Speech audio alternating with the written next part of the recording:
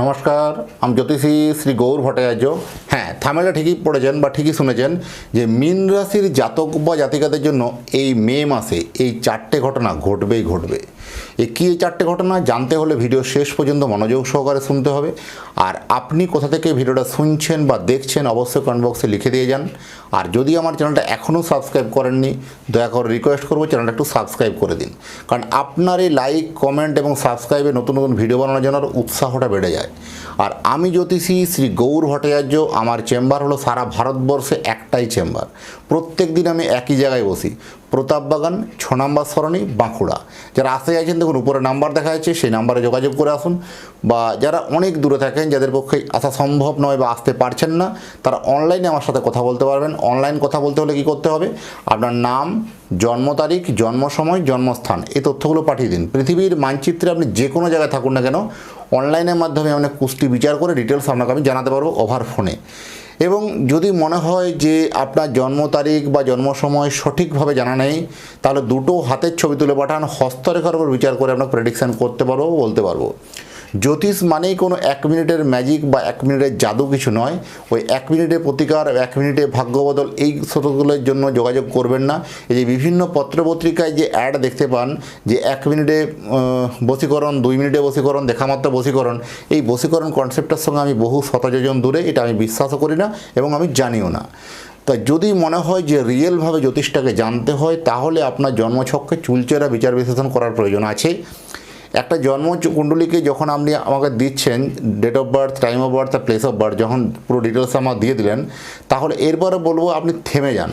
আগে আমাকে বলতে দিন, আমাকে জন্ম তারিখ, জন্ম সময় দিয়েছেন, ব্যাস এনাফ। এবার মুখে আপনি সেলোটিপ এঁটে একটু বসুন।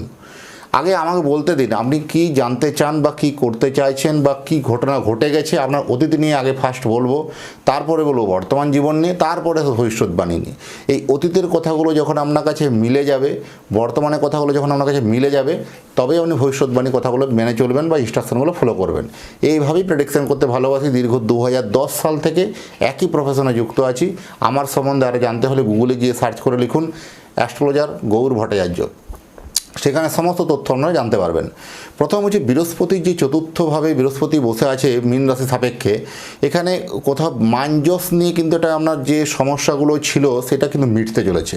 হঠাৎ করে আপনার গুরুত্ব কিন্তু বাড়বে, সমাজে বলুন, বন্ধুবর্গে বলুন, আত্মীয়বর্গে বলুন, গুরুত্ব বাড়বে। যারা ক্রিয়েটিভ জগতের মানুষ, যারা ক্রিয়েটিভ, যারা গান বাজনা বা ছবি আঁকা, ড্রয়িং, যারা বিভিন্ন ক্রাফটের কাজ করেন, বা যারা কোনো আর্টিস্ট, যারা তাদের জন্য যে কোনো মেকআপ আর্টিস্ট হতে পারে, বিউটিশিয়ান হতে পারে, যে কোনো যারা থেরাপিস্ট হতে পারে, যে যারা এইসব ক্রিয়েটিভমূলক যারা কাজ করেন, তাদের জন্য এই মাসটা অত্যন্ত শুভ মাস, অত্যন্ত লাভজনক মাস।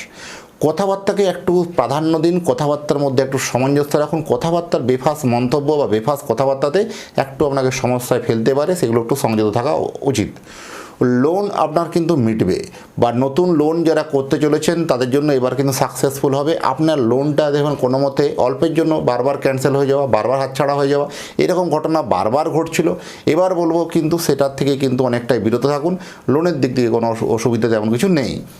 শনির সাড়ে সাতি আপনার চললেও কিন্তু সময় যে খারাপ বলবো সেটা কিন্তু নয়। যাদের শনির একান্তইভাবে খারাপ আছে তাদের জন্য হয়তো ডিস্টার্ব একটু মেবি হতে পারে, কিন্তু শনির সাড়ে সাতির জন্য যথেষ্ট কিন্তু আপনার জন্য অনেকটা পজিটিভ বরদানের মতো কিন্তু হয়ে আসবে। মনোবল, কনফিডেন্স লেভেল রাখুন, কনফিডেন্স লেভেলটা আপনার বাড়বে। এটা আগের থেকে আপনার মনের জোর, কনফিডেন্স লেভেল প্রচুর বাড়বে। আর এটাকেই পাথেয় করে জীবনের আপনি কিন্তু চরম সুখ প্রাপ্তিগুলো কিন্তু পেতে চলেছেন। কারণ আপনার এই কনফিডেন্স লেভেল, মনের জোর, এই স্বার্থ ত্যাগ, এটা কিন্তু আপনাকে মনে রাখবে আপনার ভাগ্য পরিবর্তনের জন্য।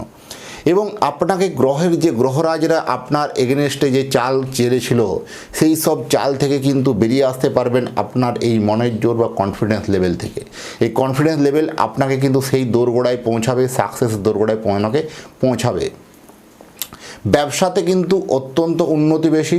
যারা লিকুইড দ্রব্য, তরল দ্রব্যের ব্যবসা করেন, হার্ডওয়্যারের ব্যবসা, ফার্মাসি, নার্সিং, বা যে কোনো যোগা মেডিটেশনের জন্য, বা ক্রিয়েটিভমূলক নাচ গান টিচার বা ড্রয়িং টিচার, বা যে কোনো ট্রাভেল এজেন্সি, যে কোনো লিকুইড ব্যবসা, তরল ব্যবসা, বা ই কমার্স ব্যবসা, ডিজিটাল ব্যবসা, বা ফেসবুক, ইনস্টাগ্রামে যারা বিভিন্ন ব্লগিং বা আর্টিকেল লেখেন তাদের জন্য এসব ভালো হবে। বিউটি রিলেটেড কোনো প্রোডাক্টের উপর যদি ব্যবসা করেন যথেষ্ট ভালো হবে। যারা খাদ্যদ্রব্য, খাবার জিনিসের কোনো যদি ব্যবসা ব্যবসা করে বা ম্যানুফ্যাকচারিং ইউনিট যদি করে, কোনো লোহা জাতীয় ব্যবসা, কোনো টায়ারের ব্যবসা বা কোনো যদি গাড়ির ব্যবসা, কোনো যানবাহনের ব্যবসা যদি করে, তাদের জন্য যথেষ্ট ভালো হবে। এই সময় ব্যবসাতে নানান নতুন নতুন কিন্তু সুযোগ বা অপরচুনিটি আপনার কাছে তৈরি হবে। অনেকেই কী হয়, যারা চাকরিজীবী তারা সেই চাকরির কোথাও দেখবেন ফিনান্সিয়ালিভাবে সেই ঘোরাটপের মধ্যে পড়ে আছেন। এবার তারা সেই চাকরির পাশাপাশি কোনো সাইডে বিজনেসে কোনো অপশন আপনার কাছে আসবে, বা সেই সব জায়গাতে কিন্তু ধীরে ধীরে কিছু ইনভেস্টমেন্ট করলেও সেটা আপনার কিন্তু বিফলে যাবে না। কিন্তু সে কোথায় ইনভেস্টমেন্ট করবেন বা কোথায় ইনভেস্টমেন্ট করলে ভালো, কোন ব্যবসা শুরু করলে ভালো হয়, সেটা আপনার জন্মকুণ্ডলিতে আপনার লগ্ন সাপেক্ষে সপ্তম ভাবেই কিন্তু বলে দেবে, বা সেই সপ্তম ভাবে আপনার কিন্তু ইঙ্গিত দেবে কোন গ্রহ কোন ব্যবসা করলে আপনার জন্য ভালো হবে। সেটা একটা কোনো অভিজ্ঞ অ্যাস্ট্রোলজারের সঙ্গে পরামর্শ করে সেই ব্যবসায় নামলে অবশ্যই আপনার জন্য কিন্তু ফেভারে আসবে। আপনি চাকরির সোর্স অফ ইনকাম, যারা চাকরি করেন তাদের জন্য সোর্স অফ ইনকাম কিন্তু আলটিমেট বাড়বে। বিবাহিত জীবন, ম্যারেজ লাইফ যথেষ্ট ভালো, খারাপ বলবো না, কারণ ম্যারেজ লাইফে যেসব প্রবলেমগুলো ছিল সেগুলো সব অলরেডি অনেকটা মিটে চলেছে বা মিটেও গেছে। আর বিবাহ যাদের অলরেডি অনেক দিন থেকে আটকে ছিল, বিয়ের সম্বন্ধ বারবার এসে ভেঙে যাচ্ছিল, বারবার সম্বন্ধগুলো ফাইনাল হচ্ছিল না, কিছু না কিছু প্রবলেম এসে বারবার সম্বন্ধগুলো আপনার কাছে শুধু নেগেটিভ, আপনার মনে এতটাই হতাশা জন্মেছিল যে এবার বুঝি আর মনে হয় আমার বিয়ে হবে না। কিন্তু এবার সেই সব ধারণাকে বদলে গিয়ে এই মে মাসে আপনার জন্য নতুন রাজপুত্র বা রাজকন্যা আপনার জন্য অপেক্ষা করছে। সেটাকে শুধু নির্বাচন করে নেওয়ার পালা, সেটাকে একটু আপনাকে দেখে নিতে হবে। তাই জটক বিচার করে কুণ্ডলী মিলিয়ে যদি বিয়ে করেন, সেই ম্যারেজ লাইফ যথেষ্ট ভালো বা সাকসেস হবে। জটক বিচার করতে হলে উপরে দেওয়া নাম্বারে যোগাযোগ করতে হবে। আর যারা বিশেষ করে বিদেশে চাকরি করছেন, যারা দেশ থেকে দেশান্তরে অনেক দূরে রোজগারের তাগিদে বা ইনকামের তাগিদে ওখানে গেছেন, সেখানে কোথাও দেখবেন এই কর্মক্ষেত্রের জায়গাতে এবার কেমন যেন আপনার প্রতি বিরূপ আলোচনা বা বিরূপ মনোভাব দেখানো হচ্ছে। কর্মক্ষেত্রে এমনই কিছু অলৌকিক ঘটনা ঘটছে, অন্যের প্রমোশন হচ্ছে, অন্যের উন্নতি হচ্ছে, আপনার হচ্ছে না। আপনি কোনো মতেই সেই টাকা পয়সার মধ্যে ম্যানেজমেন্ট করতে পারছেন না, কোথাও ফিনান্সিয়ালি জায়গাটা সঞ্চয় করতে পারছেন না, অর্থনৈতিক টানাপোড়ানোর মধ্য দিয়ে আপনার গুজরান করতে হচ্ছে। আপনার মনে এরকম একটা হতাশা জন্মাচ্ছে যে এটাই মনে হয় আমার লাস্ট প্রজেক্ট, আর মনে হয় নেক্সট প্রজেক্ট আমি পাবো না, বা নেক্সট মান্থে আমার কাজটা থাকবে কিনা, বা নেক্সট 2 মাস পরে কাজটা থাকবে কিনা, এরকম ধরনের হতাশার মধ্যে ভুগছেন।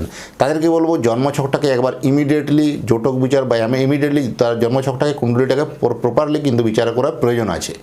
আর যদি মনে হয় যে আপনি আপনার সন্তানের জন্য একটা জন্ম কুণ্ডলী বানাতে চান, তাহলে আপনার সন্তানের নাম, জন্ম তারিখ, জন্ম সময়, জন্মস্থানে তথ্যগুলো পাঠিয়ে দিন। পৃথিবীর মানচিত্রে আপনি যে কোনো জায়গায় থাকুন না কেন, সেখানে আপনার সন্তানের জন্মকুণ্ডলী বানিয়ে, জন্মকুণ্ডলী বিচার করে আমার নিজের হাতের লেখা প্রেডিকশন লিখে আপনার অ্যাড্রেসে বাই পোস্টে পৌঁছে দিয়ে আসবো।